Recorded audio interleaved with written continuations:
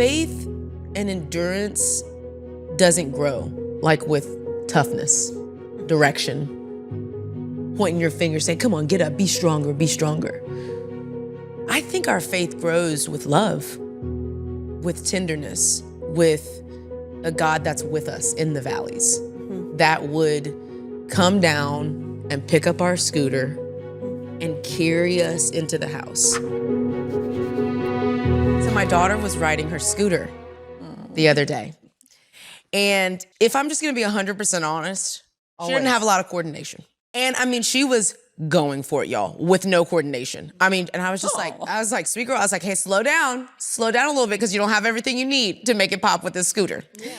And she flipped off. I just want to say that. She flipped off. I turned around. I have my son, who's like in a little electronic car, and I'm like, zoop, zoop, zoop. And then I'm like, oh goodness, my other kid's on the ground, and I'm like, I don't really know what to do right now. And Dylan has lost it, y'all. She is like, Mom, I think everything is broken. I'm like, everything? She's like, everything is broken. My arms, my legs, my back, it's all broken, okay? And I'm like, babe, no, it is not. And it's interesting because we're in the middle of the road, y'all, in our neighborhood. And I've got my son. Who's like one, you should tell everybody. Who's literally 10 months, barely holding up his neck. And I'm like, I need to get his little electronic car to the house. Dylan's on the ground. She's like, Mom. And then she sees like some blood, y'all. And it really goes downhill. Yeah, I mean, she has scraped her. I mean, it's over. She's like, Mom, my elbow, there's blood. And I can't really help her because I literally have to drive my son. His little car. It's so bad, John. I'm like, Mom of the Year award, gone. And so I'm like, Dylan, just give me a second. Let me get your brother in the car. And this thing went so slow. I was like, I was like, I'm coming. She's like, Mom, please. I mean, and I felt so helpless as a mom. Yeah. I'm like, oh my goodness. And so I finally get Sammy, our son, into the garage, and he's just sitting in his little electric car. And I run over to my daughter, who unfortunately, like, she's had to like get up, get out of the road. There's a truck that's like waiting for us. So she's kind of got to like help herself. Yeah. And I finally get over to her and I'm like, babe, are you okay? And she was like, I am now, but where did you go? And I'm like, I'm so sorry. And it's interesting because my first instinct when she fell was to like, come on, like, get up. Like, you're fine, girl. Like, trust me, nothing's broken. I'm like looking at her, I kind of scanned her a little bit. I'm like, you are fine. Get up, let's get in the house, let's get you some stuff. But she just couldn't get over it. I mean, she cried for like 30 minutes. And so we finally get into the house. I get my son settled and I get her into her room. I'm like, okay, let me get some comfort. So she sits on her bed and I get a little towel and I'm coming over and she calms down and I get her all cleaned up. And it's interesting because that night, right after I put her to bed, I really just got this like, I don't know, this like vivid memory of me like in the bottom of the stairs in our little duplex house. I was a single mom. I just processed through a really toxic and abusive marriage, had gone through a divorce, had lost my job at this church. I mean, it was just like a horrible season. And I'm having these panic attacks now because before I would just use alcohol and drugs to just kind of like numb everything. But now I'm like, I got to start over. Like, I've hit rock bottom. I want to be a better mom. I want to be a better Christian. And I'm at the bottom of the stairs having my first panic attack. And I remember because like my legs were all the way up to my neck and I'm just like squeezing it. And I could just remember like my hands were turning purple because I was squeezing myself so hard to try not to let the bottom fall out. And I'm really not angry at God, but I'm very disappointed. I am disappointed that my life ended up this way, that I felt like I was such a good person, like so kind. Like my friends used to call me a Teletubby, just bopping around, so happy. And yet, for some reason, all of this pain had been caused to me from sexual abuse and manipulation to spiritual manipulation. And I just couldn't believe it. I was so disappointed. And at first I thought, I bet God's looking at me like, get up. Like, get up. Come on. Okay? You're not that hurt. It's not that bad. Like, come on. But what Dylan needed, my daughter, and what I needed in that moment was to be held.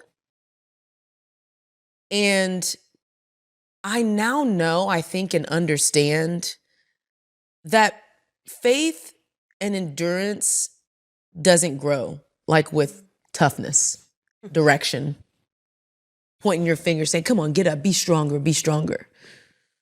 I think our faith grows with love, with tenderness, with a God that's with us in the valleys, that would come down and pick up our scooter and carry us into the house. And I'm sitting there that night and I've got so much mom guilt because I'm like, man, I really wish that I could have not had like my son, and I could have rushed over to my daughter and look her in the eyes and say, it's going to be okay. It's going to be okay. Because that's what I needed. That's what I still need. I need a God that's going to say, it's going to be okay. Cry for as long as you need to. And when you're ready, then you can practice endurance.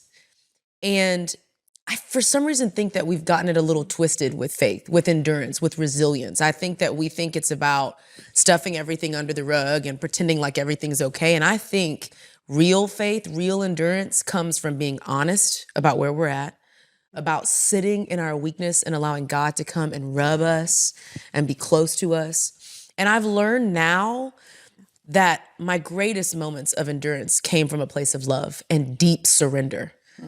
Like Paul says in 2 Corinthians chapter 12, that it is the exchange, the surrender of our weakness that accesses the full power of Christ. Yeah. That's what I'm learning now, to celebrate weakness, to surrender weakness, because then I'll be loved back into endurance. And it's the only way. I think that surrender is really tricky. I think that we have to know that the way that we believe as Christians, that surrendering to God gives us access to his power, is an upside down view of the world. Because the world tells us that actually it's our perfection that brings us success. It's our perfection that brings us hope and a glorious life. It's showing up on social media, doing everything right, having everything being aesthetically pleasing. Like, those are the things that bring about success. But the Bible is upside down. Christianity is upside down. And Paul writes so clearly that in 2 Corinthians chapter 12, verse 9, if we want to access the power of God, we have to be willing to be boastful, to be completely surrendered into our weaknesses. That is weird. That doesn't make any sense here. But if you can imagine God being the player on the sidelines of your life saying, put me in, coach, I've got some power for your weakness. I've got some strength for your brokenness. I think if we begin to walk around the world with that mindset, we would start to believe him at his word when he says his grace is sufficient and his power is made perfect in our weakness. Forget what the world has taught you. Keep your eyes focused in on the Jesus who saves and trades our weakness for his power.